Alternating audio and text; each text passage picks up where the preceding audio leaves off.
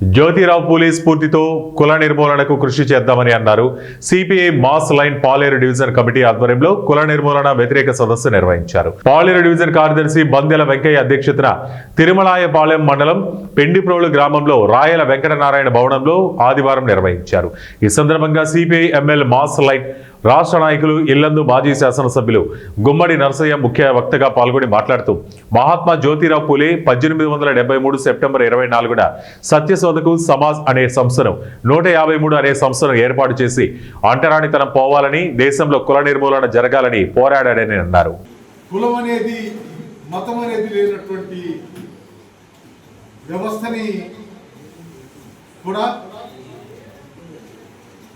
ఆశ్రయించాల్సినటువంటి అవసరం, దానికి కావాల్సినటువంటి పద్ధతుల్లో మన ప్రయత్నం ఉండాలి. నిజంగానే ప్రపంచవ్యాప్తంగా ఉన్నటువంటి దేశాల్లో ఎక్కడా ఈ కులాలు లేవు. అక్కడ ఏమన్నా ఉంటే దోపిడి వర్గం, దోపిడికి గురయ్యే వర్గం, పేదోడు పెద్దోడు. ఈ పేదోడు పెద్దోడు లేనే వస్త కావాలంటున్నటువంటి మనం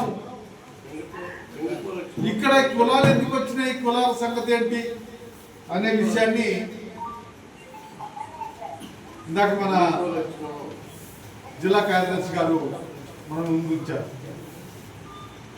మేకలు దున్నినోడేమో ఒక్కలమైండు, గొర్రెలు కాసినోడేమో ఒక్కలమైండు, చెప్పులు కుట్టినోడు ఒక్కలమైండు. ఈ పద్ధతుల్లో కులాలు ఏర్పడ్డాయి, వర్ణాలు ఏర్పడ్డాయి. ఆ విధమైనటువంటి కులాలు ఈ దేశంలో ఎందుకున్నాయి, ఈ దేశంలో ఈ కులాలు రావడానికి కారణం ఏంటి, దీన్ని మనం పరిగణలోకి తీసుకొని ప్రయత్నం చేయాలి.